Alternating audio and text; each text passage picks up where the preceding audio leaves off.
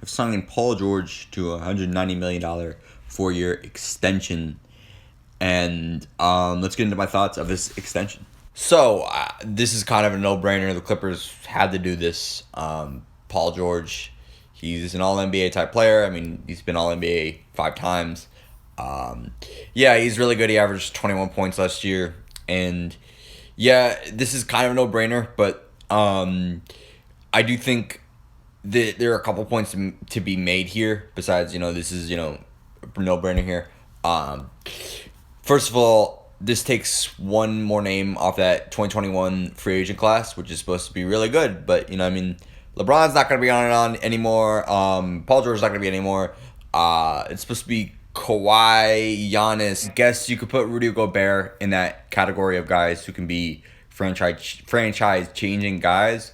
Obviously, Victor Oladipo is healthy, or he returns back to his former form, then put Victor Oladipo in that conversation as well. But this free agent class in 2021, which was supposed to be really hyped up, isn't looking to be all that special. The other thing I would bring up is that the Clippers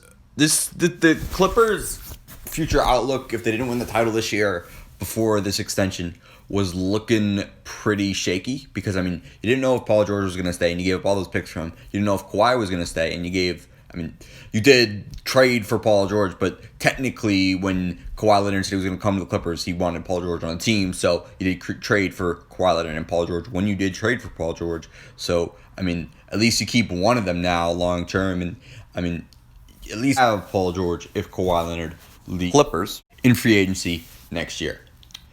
And that's really all I got from this extension. Thanks for watching, and like and subscribe.